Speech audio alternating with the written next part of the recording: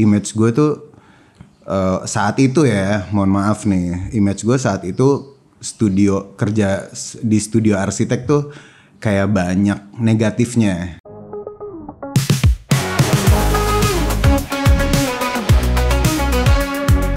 Dan tetangga apa aja diobrolin, omongan tetangga jangan dipikirin. Bangun rumah nyari inspirasi, jangan nyerah, kita cari solusi. Pasti tetangga online kamu.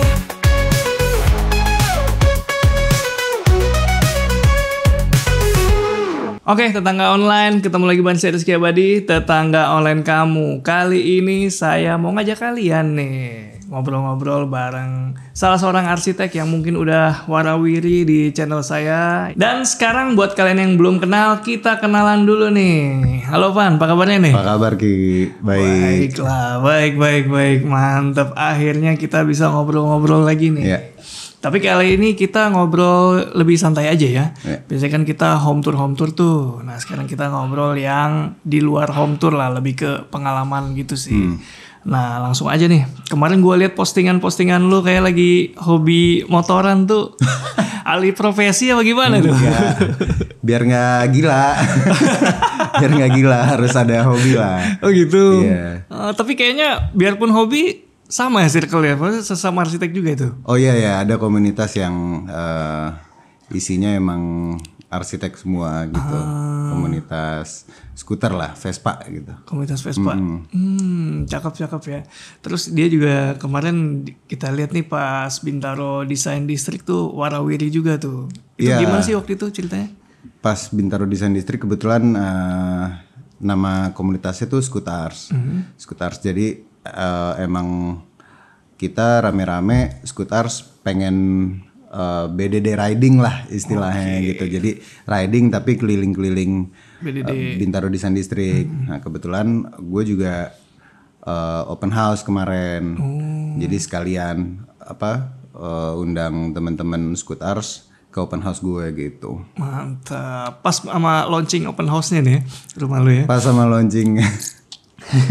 Jadi rumahnya Mas Ivan ini tetangga rumahnya baru jadi nih. Nah kita juga belum bikin video home tournya, tapi mudah-mudahan ketika video ini tayang kita udah bikin juga video home tournya. Nah kita ngobrol lagi lebih dalam soal profesinya nih, Van. Nah kan gue udah tau lah ya kalau lo founder dari Studie. Tapi yang gue belum tahu itu sejak kapan lo bikin Studie nih? Nah ini story-nya panjang nih. Gimana? Jadi gue tuh lulus kuliah tuh 2010 ya. Jadi gue agak throwback sedikit ya dari lulus kuliah. Gue kuliah tuh nggak mau banget jadi arsitek Ki. Gitu. Jadi kalau ditanya pengennya jadi apa, gue tuh pengennya ngeband. Jadi gue tuh kuliah ke Bandung. Tujuannya tuh ngeband. Tapi kuliah lu arsitektur? Kuliah gue arsitektur karena gue SMA tuh cuma suka pelajaran gambar sama matematik. Wow. Gitu. Terus pas kuliah nggak ada yang ngarahin gue nih gitu. Kayak gue harus ngambil jurusan apa ya, ke depannya gimana ya. Gue cuma mikir yang ada gambar sama matematik nih apa ya gitu. Gue pilih lah arsitek gitu. Nah ya udah selama masa kuliah, zaman gue kuliah tuh benar-benar masih semuanya manual. Dan itu stressfulnya tuh tinggi banget gitu. Orang rumah nggak ada yang kuliah arsitektur? Nggak ada. Nggak ada. Jadi gitu. Lu pertama nih ya? Jadi gue pertama. Terus gue termasuk mahasiswa yang tidak layak ditiru. Tidak patut dicontoh gitu. Ya satu karena niat kuliahnya udah bukan belajar gitu ya. Terus ya gimana sih zamannya muda gitu loh. Banyak nitip absen. Banyak kalau kuliah dulu tuh zamannya bukannya Walkman apa ya? Ada lagi yang Discman. Bukan Discman juga. Zaman gue kuliah tuh udah eranya yang kayak iPod. Yang kayak iPod tapi yang MP3. made in China gitu. MP3 benar. Pakai MP3. Jadi gue tiap kuliah tuh gue pakai jaket yang ada kapucan, dalamnya tuh pasti earphone gitu. Earphone-nya belum zaman sekarang Bluetooth, masih kabel-kabelan. Nah, jadi gue bener-bener nggak mengikuti banyak pelajaran lah gitu. Nah, tapi ketika lulus, gue nyoba, ya maksudnya kayak ya udahlah, orang tua udah biayain kuliah nih, at least coba deh profesi arsitek gitu. Ternyata ya nggak cocok juga. Ujung-ujungnya gue lebih banyak waktu itu cari duit tuh di musik. Gue ngeband di cafe, di wedding. Jadi lu lulus lebih dulu ngeband daripada berarsitektur? Iya, jadi gue lulus, kan gue kuliah di Bandung. Gue kuliah tuh di ITENAS, Bandung. Nah, lulus gue sebulan pindah ke Jakarta, kerja. Gue balik lagi, jadi cuma sebulan doang gitu. Wah, nggak bisa nih gue kerja. Gue balik lagi ke Bandung, gue ngeband lagi gitu. Gue di cafe, resto gitu-gitu ya, emang ngeband yang sok-sok bikin lagu sendiri lah gitu. Idealis. Kayak gitu-gitu. Terus sampai akhirnya 2000, abis itu sambil freelance ya. Jadi gue tetap ngejalanin profesi arsitek sebagai freelance. Terus sempat kerja juga sama arsitek senior di Bandung, namanya Pak Pon Purajatnika. Mungkin banyak yang tahu, dia bekas ketua IAI Jawa Barat. Abis itu 2013 baru gue memutuskan full ninggalin musik. Gue pindah ke Jakarta lagi, gue ngantor di sini gitu. Oke. Terus sebelum lanjut, berarti lu waktu itu kuliah lulusnya sesuai tenggat apa telat molor? Setahun doang, molor setahun doang gitu, 5 tahun. Masih hitungannya masih inilah, masih oke lah ya. Masih oke lah untuk gitu. ukuran mahasiswa kuliah nggak fokus gitu kan, disambi dengan yang lain. Iya, masih ya banyak yang di atas itu kok sebenarnya gitu. Terus Bener. Kerja kantoran di Jakarta, itu pun di corporate. Karena gue waktu itu udah, image gue tuh saat itu ya, mohon maaf nih, image gue saat itu kerja di studio arsitek tuh kayak banyak negatifnya saat itu gitu. Kayak di kuping gue tuh omongan orang kerja di studio arsitek tuh lembur mulu.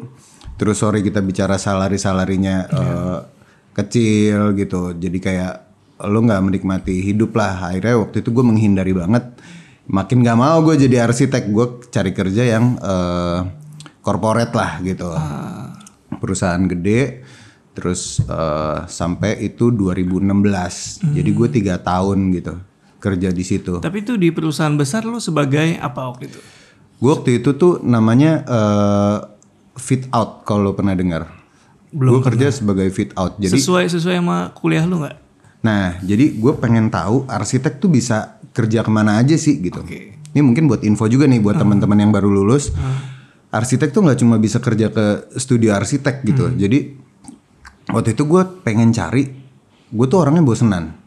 Jadi gue pengen cari tempat kerja yang suasananya tuh nggak kayak kerja gitu. Akhirnya gue cari kerja di mall. Gue kerja di mall. Ya teman-teman mungkin banyak yang tahu ya. Gue kerja di Pondok Indah Mall. Pasti pada sering lah kesana gitu. Karena satu, mallnya familiar buat gue. Gue dari kecil emang tinggal daerah nggak jauh dari Pondok Indah Mall di Jakarta Selatan. Jadi lo anak Pondok Indah? Enggak. Gue melipir sedikit, Ciputat. Ciputat Pondok Indah nggak jauh lah. Iyalah. Terus paling sering ya gue ke situ gitu. Tapi gue apply tuh ke mall-mall, ke Plaza Senayan kayak gitu-gitu. Nah waktu itu kebetulan dua-duanya keterima. Terus ya gue pilih yang paling dekat gitu. Abis itu fit out itu kerjanya tuh lu mengkontrol, istilahnya tuh kalau di mall tuh tenan bukan toko. Ya, tenan-tenan yang mau buka di situ lu yang harus atur desain mereka. Regulasinya tuh harus sesuai sama mall yang lu pegang gitu. Jadi ya si tempat gua ngantor, si PIM itu punya standar tokonya harus gini. Itu yang gua kerjain ke tenan-tenan itu. Jadi menjaga kualitas tokonya tuh nggak kayak di mall-mall yang beda kelas lah kasarnya gitu. Oke, berarti job desk lu waktu itu adalah jadi representatif dari mall ke tenan Iya. yang mau buka lapak di situ. Benar. Nah, biasanya kan memang tenan punya desainnya sendiri gitu kan. Benar. Nah, itu gimana supaya nyatu sama mall? Sama mall. Nggak terlalu jomplang. Nggak terlalu jomplang. Ikut standarnya mall. Betul. Jadi kerja gue tuh cuma ngecek gambar. Ini nggak boleh, ini boleh, ini nggak boleh, ini nggak boleh. Kayak dosen, Pak. Oh. Gitu. Enak nih gue nggak ngedesain, nggak apa waktu itu gitu. Terus lumayan. Jadi gue bisa untuk bertahan tuh sampai 3 tahun. Buat gue yang bosenan sih kayaknya udah prestasi itu. Udah lama tuh deh, 3 tahun ya. Habis itu gue di hijack sama perusahaan lain. Setahun doang gue di situ. Habis itu gue baru mencoba sendiri lagi gitu. Awalnya gue partneran. Nah, awalnya gue partneran sama temen gue bertiga. Itu bikin perusahaan kontraktor interior. Oh, oke. Bikin perusahaan kontraktor interior, tapi di luar desain. Gitu. Jadi urusan desain gue tetap freelance. Oh, berarti lu build waktu itu. Iya, build interior. Build interior ya. Build interior, tapi gue tetap freelance sebagai desainer atau sebagai arsitek. Oke, di tempat lain freelance ya. Iya, sendiri gitu. Oh, sendiri. Oke, gitu. oke. Jadi ibaratnya kalau gue dapet kerjaan freelance ya itu nggak masuk ke kantor gue yang partneran itu. Iya. Nah, itu hampir 2 tahun deh. Habis itu gue memutuskan cabut sendiri tanpa nama studio apa-apa. Ini baru kita nyambung ke yang tadi kapan studio berdiri ya. Oke. Studio itu akhirnya berdiri pas 2019. Namanya nih ya, nama studio gue kasih pas mau daftar Bintaro Design District. Oh, Tahun pertama kali 2019. Iya, tapi gue ngedirin studionya sebenarnya udah dari 2017. Iya. Sebelum ada nama studio. Sebelum ada nama studio sendirian gitu. Jadi ya itu berawal dari freelance. Pas mau daftar Bintaro Design District kan ditanya tuh di formnya nama perusahaan. Gue, apaan ya nama studio gue gitu. Nah, gue nggak pede pakai Ivan Eldo Arsitek kayak siapa lu gitu. Apa ya gitu. Apa ya singkat aja deh, Studio Ivan Eldo disingkat gitu. Jadi awal pembentukan nama studio itu di situ. Gitu. Terus saat itu gue ngerasa porsi gue sebagai arsitek tuh masih butuh banyak belajar gitu. Jadi kayak oh cocok lah namanya gitu. Itu kan kalau diartiin juga belajar juga gitu. Oke, jadi 2013 masuk dunia kerja, sampai hari 2017 lu memutuskan untuk bikin apa? Freelance dulu. Freelance. Ya. Studio lu sendiri ya. Nah, itu mungkin titik awalnya tuh, langkah pertama lu memulai studio ya. Iya. Sampai akhirnya dapat nama studio. Ini berarti 2025 udah 6 tahun nih secara resmi ya, official studio. Tapi kalau secara dari awal berarti udah 8 tahun ya? 8 tahun. 8 tahun ya. Nah 8 tahun ini lu bisa bilang lebih banyak mana nih? Lu ngedesain rumah tinggal atau bangunan lain? Rumah tinggal. Rumah tinggal? Rumah tinggal. Kenapa lebih fokus ke rumah tinggal? Jadi awalnya tuh gue banyak kerjaannya ya karena gue bikin kontraktor interior dulu.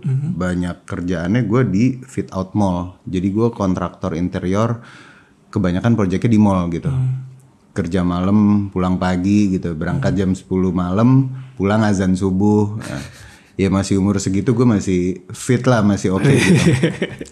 Pas COVID dan pas gue udah nggak sama partner lagi itu sendirian, ternyata perubahan market itu terjadi dengan sendirinya gitu. Jadi seiring project gue di mall berkurang karena COVID itu kan impact ya ke tenan-tenan di mall. Nah tapi kerjaan di rumah tinggal tuh ternyata bertambah, malah bertambah. Ternyata pas pandemi kemarin tuh banyak banget yang kebutuhan renovasi rumah, bangun rumah tuh malah nambah. Nah terus dari situ baru studio kebanyakan permintaan project rumahnya ternyata bertambah terus. Gue diriin studio itu bener-bener organik dari gue sendiri. Jadi dari desain, meeting, bikin gambar detail tuh sendiri. Lu semua tuh yang semua itu yang gue bilang selama 2 tahun tadi dari 2017 sampai 2019 gue baru berani hire tim gitu. Iya. Nah itu juga hire tim berdasarkan ya lihat kebutuhannya gitu. Ketika gua nggak ke handle sendiri, wah gue berarti harus punya orang, nggak ke handle berdua, nambah lagi. Jadi benar-benar ngikutin ininya aja, ngikutin alur rotasi rezekinya katanya sih gitu. Istilah baru nih ya. Yoi. Jadi lu ngikutin proses ya, ketika udah nggak ke handle nambah orang lagi, Gitu. nambah tim lagi. Iya. Nah, gue jadi penasaran waktu itu kan lu sempat join sama partner ya. Iya. Nah, bikin itu dan itu gimana? Masih jalan apa udah nggak? Udah nggak? Guanya cabut. Setelah lu cabut mereka masih jalan? Mereka masih jalan. Oke. Karena pandemi akhirnya pada ganti haluan atau masih? Enggak sih, Yang lu mereka tahu? masih. Masih? Mereka masih. Emang ini aja apa? Beda sudut pandang aja. Biasa lah kalau partneran kan pasti ada. Bisa jalan lah ya. Bisa jalan. Hubungan mah pertemanan mah beda lagi deh. Tetap temenan mah. Mantap. Dan ya itu tadi kalau alasannya lu lebih banyak bangunan rumah tinggal karena itu ya marketnya yang lebih besar permintaannya ke lu ya. Iya. Nah, tapi lu pernah gak sih ngerjain bangunan lain di luar rumah tinggal? Ada. Ada. Apa tuh? Sekolah pernah. Sekolah? Sekolah Itu internasional. tingkat kesulitannya gimana kalau dibandingin? Sebenarnya ini sudut pandang gue lagi ya. Sebenarnya waktu itu gue ngambil kerjaan yang ada depan mata aja. Artinya gue nggak milih-milih gitu. Ya namanya dapur harus terus keisi pak. Betul. Kalau ada di depan tawaran project itu, ya iyain dulu aja gitu. Maksudnya oke, berani maju gitu. Kasih proposal dan ternyata disukain nih proposal desainnya gitu. Akhirnya kita lanjut dan ternyata di profesi ini arsitek atau interior designer, maaf kalau salah, yang lebih senior atau yang lebih paham, desain itu sebetulnya bisa mengikuti project apapun selama lu ada guideline-nya. Gitu. Kayak gue pas memberanikan diri ambil project sekolah internasional, ya gue minta guideline-nya dari prinsipal sekolahnya, dari guru-gurunya. Misalkan lu guru apa, lu guru art, lu butuh kelas yang kayak gimana gitu. Gue gini jelasin gitu.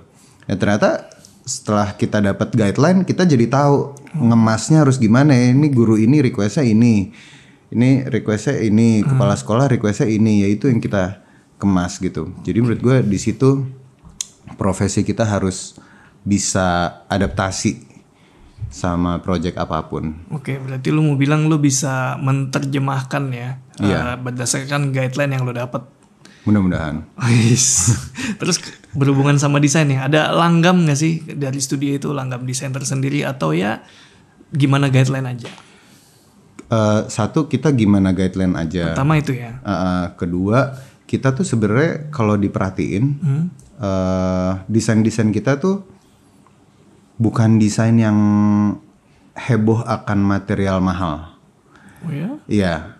Kalau lo perhatiin desain-desain studio itu sebetulnya materialnya material yang biasa aja gitu. Karena kita tuh berusaha semaksimal mungkin menyesuaikan budget klien.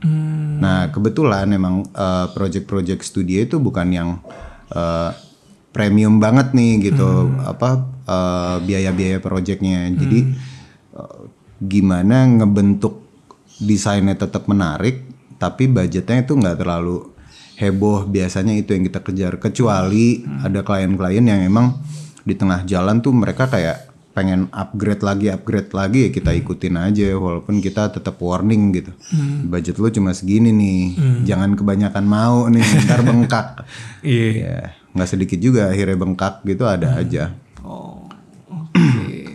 Gue kira tuh tadinya lu malah lebih ke ya kalau bicara size gitu lebih ke B ke A gitu, malah ke atas. Ternyata lu malah pengennya materialnya yang apa ya, umum ya. Iya. Yang bukan yang premium gitu ya. Bukan. Tapi gue aminin sih. Tahun ini kali aja klien gue kayak gitu-gitu kan.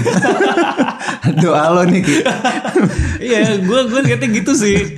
Nggak tahu, mungkin gue yang belum tahu dapuran lu, tapi karena lu udah bilang begitu ya, kata-kata lu ya itulah. Yeah. Terus kalau soal proses tektokan tuh, kan lu ngedesain kan tentunya bukan cuma selera lu kan. Nah, ketika tektokan lu biasanya gimana sih sama calon klien atau klien lah yang udah jadi gitu? Klien yang udah jadi, Maksudnya udah deal gitu. gue selalu diskusi awal dulu gitu. Oke. Diskusi awal yang utama adalah kebutuhan kliennya apa aja, terus keinginannya apa aja. Jadi kalau kebutuhan tuh udah pasti yang lo butuh ruang-ruang yang pasti gitu. Kamar tidur, dapur, kayak gitu-gitu. Keinginan tuh kayak gue pengen punya ruang gym nih, gue pengen punya kolam renang lah misalkan, gue pengen punya fasad yang bla bla bla lah gitu. Baru budget lo emang berapa gitu. Kalau budget lo sekian, keinginan sama kebutuhan lo bisa di cover. Tapi kalau nggak sesuai ya gue akan bilang dulu di awal gitu. Jadi sebelum gue ambil project, gue akan lihat nih, make sense nggak nih keinginan dia meng-hire arsitek dengan budget yang dia punya. Iya. Kalau misalkan nggak make sense, gue akan pahit-pahitin dulu. Tapi budget lo nggak sanggup nih bikin kayak gini. Terserah lo mau tetap didesainin, apa lo mau coba arsitek lain ya nggak masalah gitu. Nah baru di situ kita desain, udah ada intinya, kita udah tahu lah kliennya mau apa gitu. Itu secara apa ya? Secara desain lo ada idealisme tertentu gak sih saat itu sama klien? Idealisme kan ideal ya. Iya. Iya ideal. Ideal buat subjektif ya. Iya ideal buat subjektif. Gue sih yang penting selama rumah itu memenuhi kriteria rumah ideal yang sehat, itu udah cukup. Jadi estetika tuh menurut gue cuma sesuatu yang harus ketemu di tengah. Menurut gue nih estetika yang keren nih A gitu, tapi menurut klien B. Yeah. Nah, dan itu nggak klien nggak salah karena selera tuh kan terbentuk apa yang lo lihat dari kecil ya. Betul, pengalaman, referensi gitu. Jadi ketika klien ngerasa ideal yang keren menurut dia B, ya gue harus pikirin supaya si B ini tetap ada A-nya nih, tetap ada. Tapi bukan berarti selera dia jelek, enggak. Gue nggak pernah bilang gitu. Jadi intinya kadang gue mikir profesi gue ini ya dokter tapi ngegambar gitu. Bukan berarti lo orang yang sakit paru-paru tapi yang lo sembuhin jantungnya gitu. Gitu loh. Jadi kayak ya udah kalau dia senengnya B, ya kita bikin aja B yang cakep gimana. Kan yang tinggal di situ dia, bukan gue gitu. Ngapain gue paksain maunya gue semua gitu. Betul. Iya, sudut pandang menarik gitu ya. Jadi ya benar sih, yang nempatin kan ya klien ya. Jadi ya udah terserah seleranya dia. Iya. Lebih titik beratnya ke situ ya, bukan berarti semuanya mungkin selera dia tapi kurang pas diikutin, enggak juga kan? Enggak juga. Misalkan kalau ada yang sudut pandang dia yang salah, tetap gue benerin. Salah satu contohnya misalkan ya paling umum plafon lah. Plafon pasti gue klien kebanyakan minta setinggi-tinggi leher berapa gitu, kayak lu ngapain sih gitu. Iya, benar. Habis itu dijelasin plafon kalau tinggi gini, kalau rendah gini, plus minusnya. Kadang-kadang mereka digituin ini kok paham ya. Jadi paham gitu. Iya sih, ini kayak di sini nih tetangga di rumahnya Mas Ivan aja nih plafonnya nggak setinggi leher jerapah. Iya nggak sih, ini leher badak kali ya. Ada standar ya rumah-rumah tinggi orang Indonesia gitu. Tinggi rumah orang Indonesia, nggak yang terlalu tinggi juga nggak pendek juga. Nah kalau misalnya ada pertanyaan, lo kan udah beberapa tahun nih running studio dari awal sampai 2019 katakanlah sampai 2025 ini. Menurut lo tren orang-orang yang menggunakan jasa arsitek tuh gimana? Arsitektur ini mulai dibutuhkan di kalangan rumah tinggal di Indonesia. Maksudnya orang-orang Indonesia nih mulai melek arsitektur. Alhamdulillah gitu. Makin kesini dari gue berawal berkarir sampai kesini terasa gitu. Maksudnya kayak kok makin banyak ya orang yang kayaknya membutuhkan jasa arsitek. Bahkan di 2025 ini baru bulan apa sih? Februari ya? Februari ini kita udah ada project-project yang rumahnya tuh di gang. Wih. Itu ada 2. Iya. Padahal baru Februari udah 2 project yang rumahnya di gang. Maksudnya kayak orang yang tinggal di gang aja itu udah mulai mikir gimana ya biar rumah gue walaupun di gang tetap terencana dengan baik gitu. Tetap nyaman. Nah itu mungkin akhirnya banyak yang melek arsitektur berkat Pak Rizky Abadi juga gitu. Tetangga online-nya kayaknya banyak yang akhirnya Iya. racunnya bahaya terus juga nih channel lo nih berarti. Iya. Sebenarnya bukan racun ya tetangga. Gue lebih apa ya? Faedah. Menyebarkan hidayah. Karena mau bulan puasa bisa dibilang faedah. Tapi gue lebih suka dikatakan lebih berkesadaran ya. Berkesadaran gitu.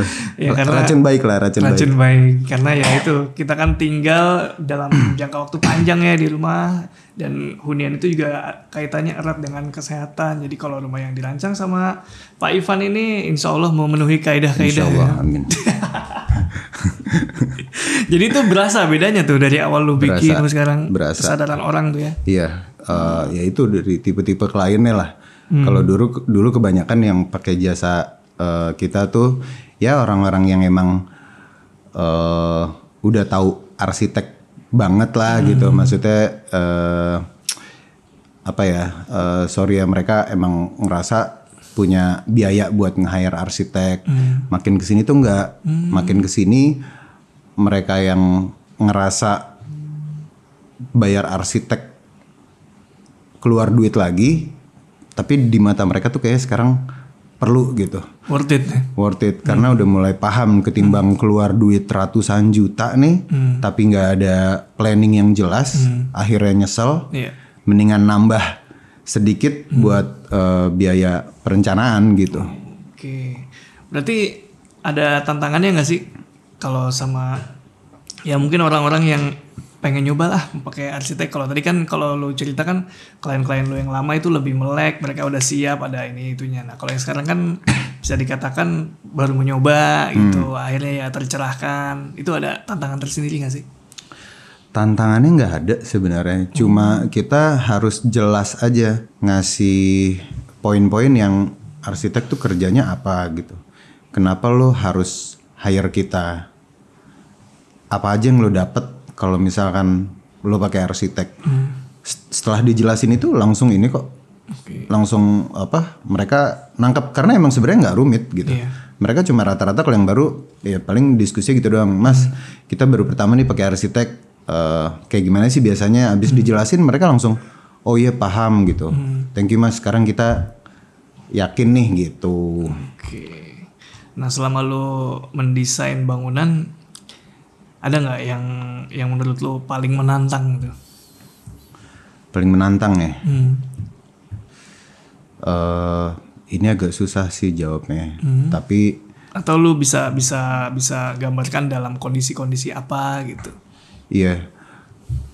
Kalau hampir di setiap project skalanya beda-beda, gue tetap senang-senang aja jalaninnya. Yang bikin gue naik dan turun itu, yang belum bisa gue kontrol itu kondisi kliennya. Jadi klien nih ya normal lah kerja. Lu nggak setiap saat kerja ketemu lawan kerja yang enak gitu. Ada juga klien yang bikin kita kerjanya nggak enjoy, itu ada gitu. Tantangannya adalah gimana kekesalan kita atau kesebelan kita itu gue pendem dalam-dalam, gue anggap itu jadi ilmu baru. Kayak misalkan dapat klien yang rese, kemauannya tuh bertolak belakang banget gitu, atau kadang-kadang kita kayak diguruin gitu ya. Nah itu jadi supaya nggak mentok-mentok banget emosinya, gue kadang-kadang kayak oh anggap aja nih gue belajar nih ngadepin orang kayak gini nih. Ntar kalau ada lagi yang kayak gini, gue udah tahu nih gue udah gimana. Gue lari ini pasti ke situ mulu. Luar biasa, positif vibe sekali Bapak nih. Iya, depan kamera aja Pak. Gitu ya. Tapi pernah gak sih lu ketemu akhirnya lu udah gak lanjut sama yang lain aja Pak Bu gitu? Pernah gak? Pernah. Parah. Pernah gitu. Tapi kadang-kadang kalau gue udahnya gitu udah guanya gitu, kliennya kadang-kadang yang Down. turun sih gitu. Jadi tapi gua nggak yang udah Pak cari yang lain, nggak gitu-gitu banget. Cuma kayak diperhalus lah. Nah Pak kalau di saya mendingan gini. Tapi kalau emang nggak cocok, mungkin Bapak bisa cari yang lebih cocok gitu. Bahasanya diperhalus ya. Cuma ya lu udah sebel sebenarnya. Udah sebel. Udah ngarep lu cari yang lain-lainnya gitu. Nonton kan yang punya rumah ini? Enggak lah.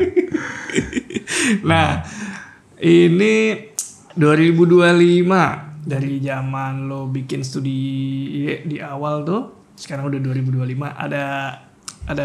udah ada tren yang bisa lo baca kan mungkin.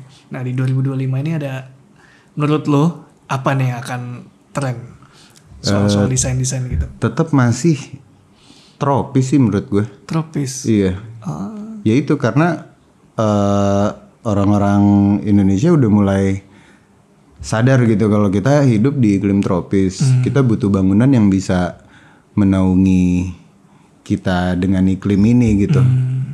Jadi ya trennya pasti akan makin ke situ sih tetap. Cuma dikemasnya nanti secara klasik atau industrial atau apa ya itu beda ininya lah. Beda finishingnya aja sih kalau menurut gue. Tapi secara basicnya dia tropis menurut lo ya. Nah lu kalau biasa ya bangun rumah itu biasanya lu menawarkan dengan interiornya atau fisiknya aja, sipilnya aja maksud gue? Nah kalau kita tuh kan emang studio tuh desain doang ya. Ya walaupun kita kalau interior emang ada jasa buat buildnya sekalian karena kita ada workshop juga. Tapi sistemnya tuh semua balik lagi kita serahkan ke klien gitu. Jadi kalau build kita biasanya cuma rekomendasiin kontraktor.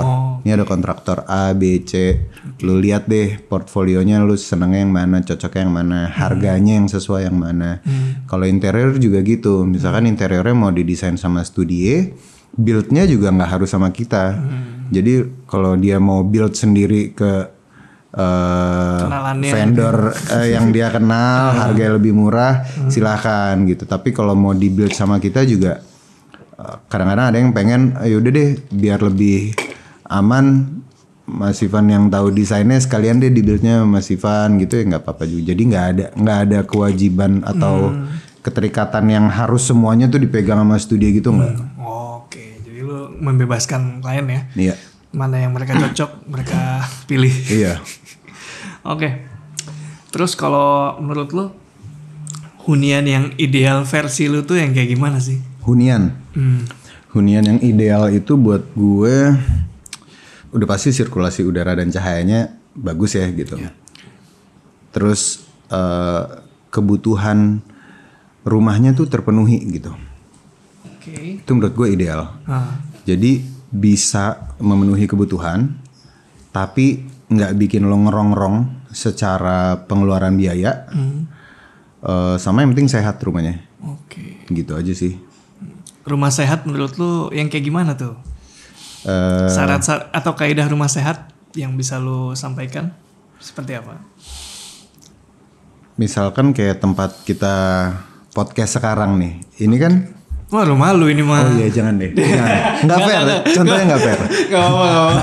Gue agak susah menggambarkannya. Jadi kayak di sana ada bukaan udara, di belakang gue juga ada bukaan udara ya. At least itu ada cross ventilation. Cahaya juga ini tercukupi gitu. Terus apa ya?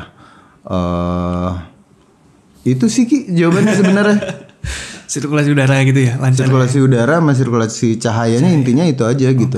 Tapi kan kalau lahannya kecil, menurut lu gimana tuh ngusahainnya? Tetap Bisa harus kok. diusahain apa bisa dikompromi? Bisa kan sumber udara dan cahaya itu bukan berarti lo harus bikin bukaan yang selalu gede-gede. Ya kan? Kayak misalkan kalau rumah zaman dulu ingat nggak? Iya. Gentengnya sebagian dikasih genteng kaca. Oh, kalau iya. rumah zaman dulu itu kan juga kecil kan, genteng kacanya cuma beberapa biji. Tapi itu at least jadi sumber cahaya buat di ruangan tertentu itu di bawahnya gitu. Nah, begitu juga buat udara sih. Kalau zaman dulu kan udara cuma pakai yang ventilasi di atas pintu tuh lubang udara kayak gitu-gitu. Itu juga udah berharap dia memiliki rumah yang sehat kan. Cuma bedanya trennya sekarang emang mulai banyak rumah pakai full pendingin ruangan aja. Jadi hal-hal itu tuh udah mulai banyak ditinggal gitu, genteng kaca, ventilasi yang di atas pintu gitu. Padahal itu juga udah jadi solusi ya buat yang mungkin budgetnya terbatas gitu. Itu bisa jadi solusi awal. Dan basicnya memang udah diterapkan gitu di rumah-rumah tropis zaman dulu. Iya. Cuma banyak yang belum ngeh soal itu. Terus dari tadi kita bahas Studio nih. Kan Studio kan ya tentunya lu ini ya. Lini usaha lo ya. Iya. Nah, kalau ada tetangga online yang nonton atau ada bapak ibu di rumah calon klien yang nonton dan bertanya-tanya soal jasa lo, nah itu gimana tuh? Ada minimum budget atau gimana sih perhitungan budget di Studio itu? Nggak ada sih minimum budget, sebenarnya nggak ada.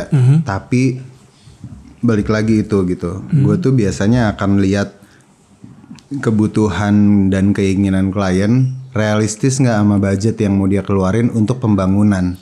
Bukan untuk biaya desain ya, untuk pembangunan. Kayak misalkan rumah lu pengen 3 lantai gitu.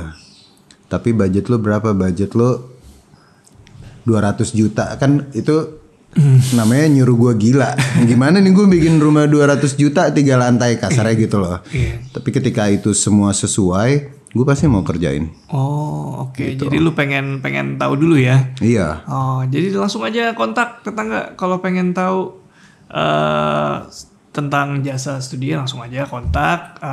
Karena kan case per case-nya beda-beda ya. Orang keadaan yang kebutuhannya, keuangannya beda-beda. Jadi bisa lebih personal. Bener. Atau ada standar berapa persenan? Nggak ada. Nggak ada. Jadi nggak harus rumahnya di perumahan mewah atau di gang, itu semua selama project itu emang menurut kita bisa direalisasikan, kita pasti tertarik kok gitu. Malah kita jujur aja kita lebih tertarik sama yang gitu-gitu, yang maksudnya ya kayak tadi dia punya rumah misalkan bukan di jalan gede, di gang, tapi dia ada keinginan buat pakai jasa arsitek. Kita malah seneng banget sama yang kayak gitu-gitu ininya. Dan lu lebih suka yang mana? Itu lebih menantang, yang full tantangan atau yang gimana? Yang paling lu suka tuh project? Kalau itu hampir merata. Hampir merata gitu. Yang paling kita seneng tapi yang kliennya itu mau diajak gila. Gimana tuh? Maksudnya kayak ada klien yang banyak mau, tapi banyak maunya itu menurut kita enggak banget gitu. Tapi balik lagi ya, kita selalu mikir ya udah itu rumah dia gitu. Jangan jangan jadiin beban buat kita, maupun jangan bebanin dia dengan idealisme kita terlalu dalam. Tapi ada klien yang banyak maunya itu justru membuat project itu makin keren gitu. Nah itu kita happy banget kalau dapet klien-klien yang kayak gitu tuh. Menyenangkan ya, jadi jadi explore lagi, dia pengen lebih gila lagi, asik gitu.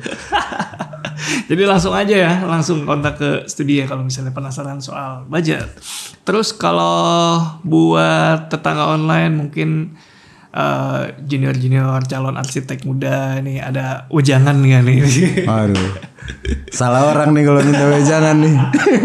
Tadi di-cut dulu tuh bagian gue kuliahnya nggak benar. Ntar yang nonton, lu ngasih wejangan gue, lu kuliah aja nggak bener misalkan gitu. Ya masa lalu nggak bisa diubah. Masa lalu nggak bisa diubah. Kita lihat yang sekarang aja. Nah menurut pengalaman lu, based on pengalaman lu nih, yang bisa lu share apa nih? Kalau beneran mau jadi arsitek, yang pasti ya kalau mau lebih bagus sih ikut belajar dulu sama yang senior, gitu. Maksudnya ya ikut studio arsitek.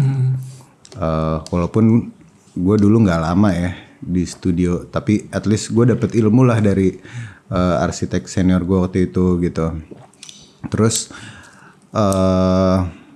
jurusan arsitek ini profesinya bisa banyak gitu.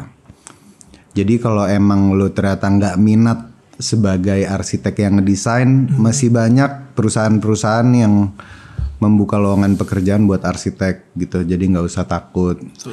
Dan kalau mau buka studio sendiri, yang pertama itu salah satu yang menurut gue penting soft skill. Karena lu bikin studio sendiri, yang lu pikirin adalah gimana cara lu berkomunikasi sama klien, gimana cara lu handle tim,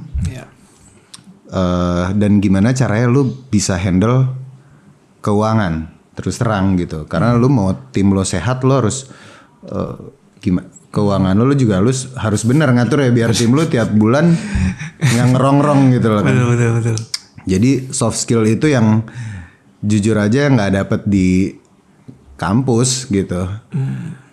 Jadi emang harus ada nekat-nekatnya. Ada gila-gilanya nggak? Harus ada gila-gilanya gitu. Oke, jadi memang kenekatan itu akhirnya jadi pengalaman ya. Iya. Tapi tetap ini ya tetangga, kalau bisa terukur lah, kita udah punya visi gitu. Jangan main nekat tapi kita nggak tahu mau ngapain. Iya. Dan jangan takut salah. Jangan gitu. takut salah ya. Iya, karena gue pun melewati kok masa-masa yang wah harusnya kemarin nggak gini nih gue nih. Tapi ya kalau kemarin gue nggak gitu, gue jadi nggak tahu gitu kan. Oke, jadi mungkin kesalahan itu yang membentuk ya. Ya akhirnya. salah satunya. Oke, thank you banyak nih Van ya. Sama-sama Ki. Udah bolehin kita ngobrol-ngobrol nih, udah sharing-sharing juga pengalamannya yang gue juga banyak baru tahu juga. Ternyata mahasiswa telat lulus bisa dia. Setahun. Kesannya kayak malah ke situ fokusnya. Enggak. Kalian udah denger kan cerita inspiratif banget loh. Iya. Luar biasa. Jadi abis ini kita home tour. Oh boleh dong. Bener ya? Boleh dong. Home tour ya? Iya. Oke. Kalau penasaran, Gue mau tambahin dikit. tambahin. Soal tadi mahasiswa mencari jati diri. Ini nggak cuma mahasiswa nih. Gimana tuh? Ini sebenarnya, tapi jangan diketawain. Oke, gue diam. Karena ini Bapak kan baru pulang umroh. Jadi gue agak segan nih bahas agama-agama gini. Silakan Pak. Setelah apa yang gue jalanin ya. Di luar tadi mencari jati diri, ternyata menuju kemudahan kita menjalani hidup adalah berdasarkan yang gue jalanin. Satu, lu punya niat tuh baik gitu. Misalkan lu dimanapun lu cari rezeki, niat utama lu apa gitu. Ketika niat utama lu misalkan pengen nyenengin orang tua, pengen nyenengin orang lain, apapun yang lu kerjain pasti dimudahin. Menurut gue, karena gue mengalami sendiri gitu. Terus yang kedua adalah lu jangan ngoyo sama takdir. Gimana tuh artinya tuh? Artinya gini, banyak teman-teman gue yang, Van, kok lu malah jadi bikin studio sih? Lu kan dulu kayaknya nggak mau banget tuh jadi arsitek. Lu kan dulu kuliahnya bla bla bla. Nah itu yang nggak bisa gue jawab.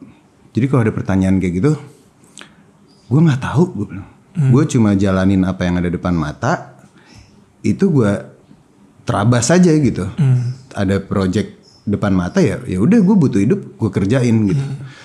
Dan itu ternyata, kalau menurut gue ujung-ujungnya kayaknya udah ada yang ngatur deh gitu.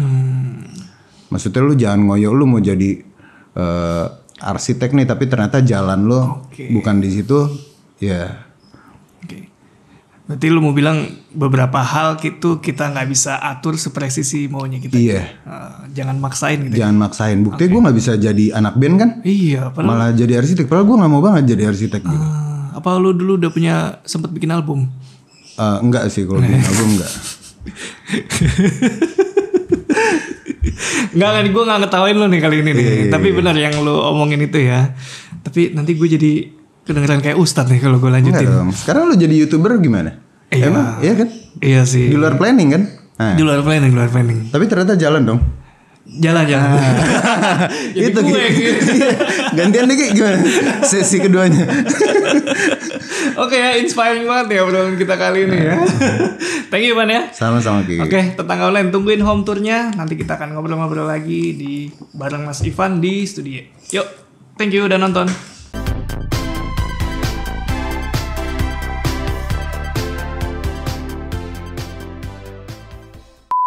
terus apa ya? Ya sehat aja tuh.